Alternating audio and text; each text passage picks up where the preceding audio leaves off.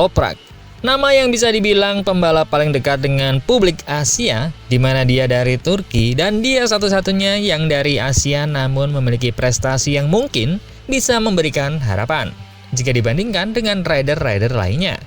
Selain memberikan harapan, Toprak juga memiliki keseharian yang unik, suka stopi dan juga selalu menghibur di kamera. Mungkin perpaduan itulah yang bisa membuat dia sangat didukung oleh para fansnya. Fans memimpikan kejuaraan yang tidak hanya menarik di lintasan, namun juga di luar lintasan. Terlebih ada sosok yang seolah mewakili dari Asia.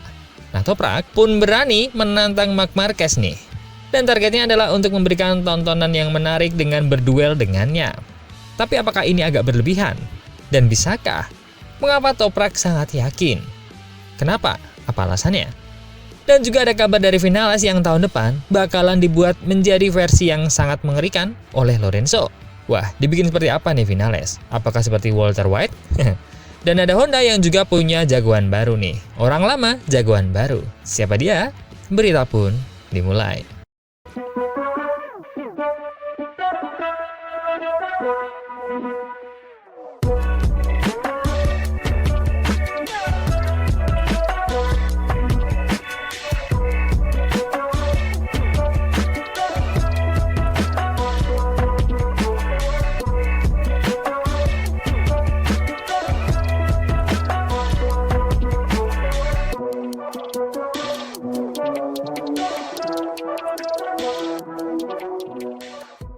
Jangan sampai ketinggalan update tentang MotoGP dari TNT. Dengan cara ketik hashtag MotoGP di kolom pencarian agar kamu bisa mendapatkan pilihan berita menarik yang kamu cari. Musim MotoGP 2026 diperkirakan akan menjadi titik balik besar dalam karir Maverick Vinales. Pembalap Spanyol yang dikenal dengan perjalanan karir yang penuh pasang surut itu, kini memasuki babak baru melalui kolaborasi dengan legenda balap sekaligus juara dunia 5 kali, Jorge Lorenzo. Kolaborasi ini bukan sekedar hubungan antar pembalap dan pelatih, melainkan transformasi menyeluruh yang dirancang untuk mengeluarkan potensi terbaik Vinales di atas lintasan. Apa yang semula tampak seperti kemitraan tak terduga, kini berubah menjadi kerjasama yang matang dan terencana. Lorenzo secara resmi bergabung dengan tim KTM Tech3 sebagai pelatih pribadi Vinales, mengemban misi untuk membentuknya menjadi pembalap yang lebih disiplin, fokus, dan tak kenal kompromi. Ada yang bilang kami bahkan tidak akan bertahan sampai buriram, ujar Lorenzo menanggapi para pengkritiknya. Tapi saya tidak pernah peduli dengan apa yang dikatakan orang lain. Kerjasama ini sejatinya telah berakar sejak masa Vinales masih membela Aprilia. Dalam sebuah pertemuan penting di Indonesia, Vinales menunjukkan tekad yang jarang terlihat sebelumnya. Saya akan mendedikasikan diri sepenuhnya untuk Anda. Saya akan menjadi prajurit Anda, katanya kepada Lorenzo. Kalimat itu menjadi simbol kesediaan Vinales untuk mengubah pendekatannya terhadap dunia balap. Dari sekedar bakat mentah menjadi pembalap yang sepenuhnya matang. Lorenzo, yang dikenal perfeksionis dan metodis, mengaku bahwa keputusannya memilih Vinales bukan semata karena bakat. Intuisi saya mengatakan dia serius dengan pekerjaannya. Saya melihat dia tenang, dewasa, dan benar-benar siap, ungkapnya. Bagi Lorenzo, kualitas mental seperti itu sama pentingnya dengan kecepatan di lintasan, terutama saat menatap musim berat di depan. Lebih jauh, Lorenzo memanfaatkan kesempatan ini untuk mengkritik kurangnya sistem pelatihan profesional di MotoGP. Dalam tenis, para pemainnya punya pelatih yang merupakan mantan juara sejak tahun 70-an. Dalam sepak bola, pelatih adalah elemen vital.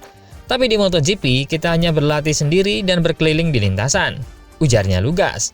Dia menyesali fakta bahwa balap motor tertinggal dibandingkan olahraga lain dalam pengembangan pembalap secara mental dan teknis. Lorenzo bahkan mengaku bahwa andai di masa mudanya dia memiliki mentor seperti McDowell atau Max Biaggi, karirnya mungkin akan jauh lebih sempurna. Namun kini dia ingin menebus kekosongan itu melalui Vinales. Saya tidak hanya ingin menang, katanya dengan nada tegas. Saya ingin mendominasi. Tujuan saya adalah menjadikan Maverick Vinales pembalap nomor 1 KTM pada 2026. Pendekatan Lorenzo sepenuhnya menyeluruh. Dia percaya kemenangan besar tidak ditentukan oleh satu faktor saja, tapi oleh sinergi antara bakat, motor, kondisi fisik, dan kekuatan mental. Ada banyak hal yang membuat pembalap menang atau kalah. Kuncinya adalah menyelaraskan semuanya. Vinales, yang selama ini dikenal cepat namun tidak konsisten, kini dituntut untuk menggabungkan kecepatan alami dan kestabilan mental dan kemampuan teknis yang matang. Dan bimbingan Lorenzo diharapkan mampu menemukan keseimbangan itu dan menjadi senjata utama KTM Tech3 dalam perebutan podium. Lorenzo menyadari tantangan besar menanti, terutama dengan munculnya generasi baru seperti Pedro Acosta. Namun dia tetap yakin dengan anak didiknya. Dalam hal kecepatan dan bakat, Maverick lebih unggul. Dia hanya perlu menemukan cara untuk menyatukan semuanya. Kini, dengan Lorenzo di balik layar dan finalis di atas saddle KTM, dunia MotoGP menantikan transformasi besar yang bisa mengubah dinamika pedok. Kolaborasi ini telah menarik perhatian luas, bukan hanya karena nama besar keduanya, tapi karena potensi perubahan paradigma. Dari pembalap yang berjuang sendirian, menjadi atlet yang dibentuk secara ilmiah dan mental oleh seorang juara sejati. Hitungan mundur menuju 2026 telah dimulai. MotoGP tengah bersiap menyambut era baru, di mana Maverick Vinales dan Jorge Lorenzo berpotensi menjadi simbol kebangkitan sistem pelatihan modern di dunia balap.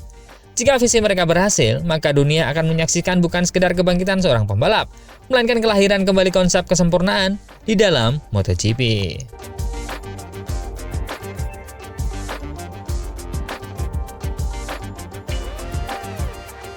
Sedangkan dari Yamaha, setelah 2 musim gemilang bersama Ducati, menjadi juara dunia tim pada 2023 dan mengantarkan Jorge Martin meraih gelar juara dunia 2024, Pramac Racing membuat langkah berani dengan beralih ke Yamaha mulai 2025.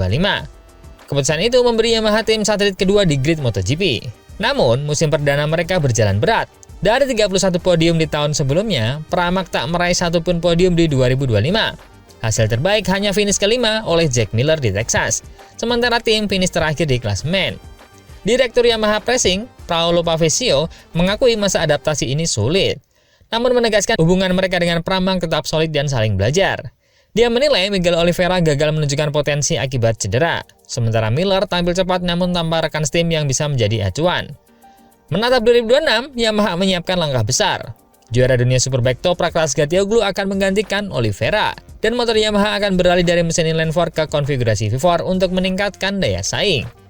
Langkah ini menjadi bagian dari persiapan menuju era baru MotoGP 2027. Dengan regulasi mesin 850cc, aerodinamika yang terbatas, dan penggunaan ban Pirelli, Yamaha berharap lewat kemitraannya dengan Pramac dan perubahan teknis besar, mereka dapat kembali ke barisan depan dunia MotoGP. Dari pembalapnya, juara dunia Superbike asal Turki ini kedatangannya bukan sekedar penggantian pembalap, melainkan simbol kebangkitan Yamaha. Dengan gaya berkendara yang agresif, spektakuler, dan keberanian luar biasa dalam duel, Toprak diharapkan menjadi magnet baru di MotoGP. Namun yang membuat publik benar-benar terpukau adalah target pribadinya, yaitu menantang langsung Marc Marquez. Dalam wawancaranya bersama Marsa, Toprak berbicara terbuka soal ambisi besarnya. Tahun pertama akan sulit, MotoGP benar-benar berbeda. Motor, ban, dan gaya balap sangat berbeda.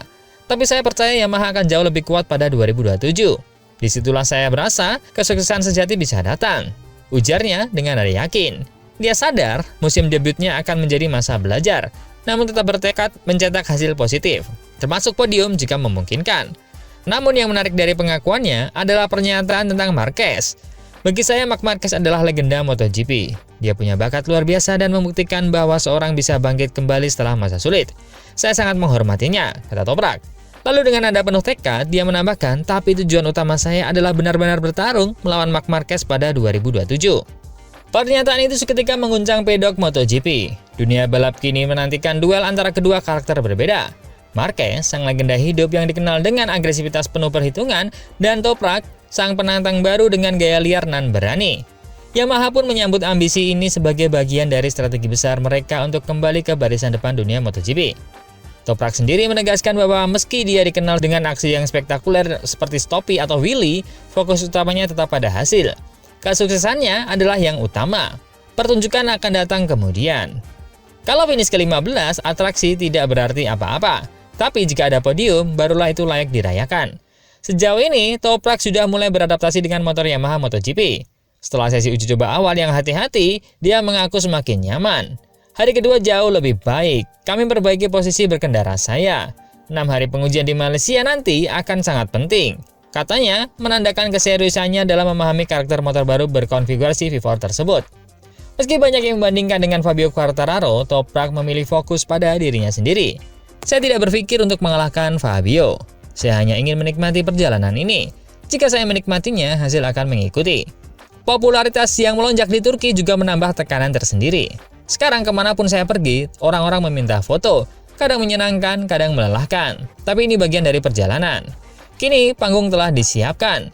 Yamaha tengah bersiap dengan mesin baru, arah teknis baru dan semangat baru melalui duet Toprak dan Quartararo. Dari kejauhan, satu nama menjadi sasaran besar, Marc Marquez, sang legenda yang akan menjadi tolak ukur sejati. Tahun 2026 mungkin menjadi masa adaptasi, tapi 2027 dijanjikan sebagai tahun pertarungan besar antara masa lalu yang legendaris dengan masa depan yang penuh ambisi.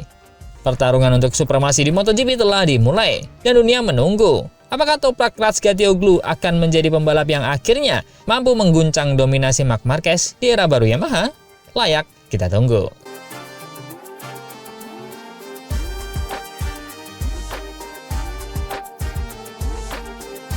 Dan berita ketiga ada dari Honda nih.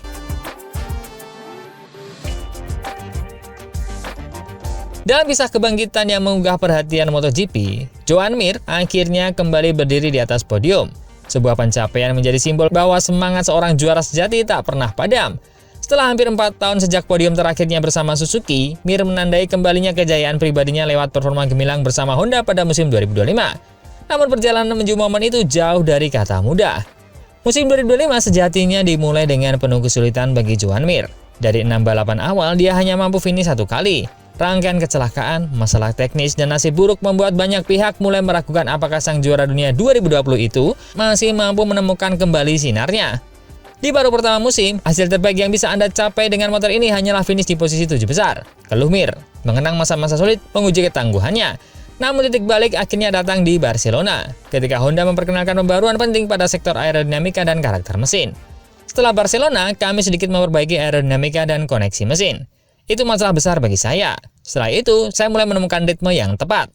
Jelas Mir. Sejak saat itu, performanya perlahan menanjak. Momen klimaks hadir di MotoGP Jepang, markas besar Honda. Saat Mir finish podium untuk pertama kalinya sejak bergabung dengan pabrikan tersebut. Itu juga menjadi podium pertama Honda sejak era kejayaan Marc Marquez, menandai babak baru kebangkitan tim.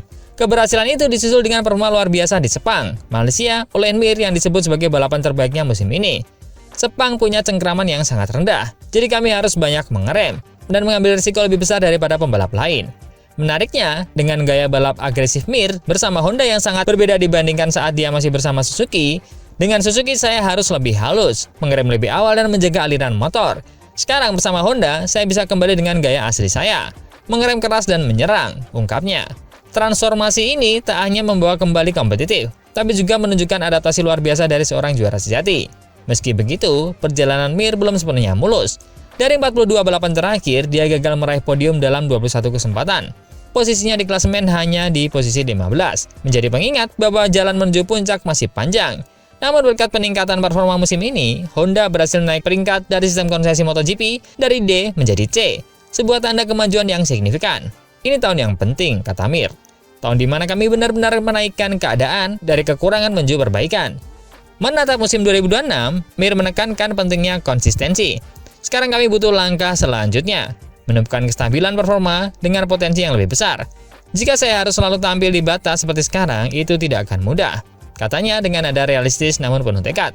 Kini, Joan Mir tampil sebagai simbol perjuangan dan ketangguhan di tengah masa transisi Honda. Dari keterpurukan menuju podium, dia membuktikan bahwa kejayaan bukanlah soal waktu, tapi soal kemauan untuk terus berjuang. Dengan semangat baru dan keyakinan yang kembali tumbuh, dunia MotoGP menantikan. Akankah Joan Mir mampu kembali menjadi bagian dari barisan elit dan mengembalikan Honda ke masa kejayaannya? Panggung sudah disiapkan, dan suara mesin dari kejauhan adalah awal dari kebangkitan yang sesungguhnya.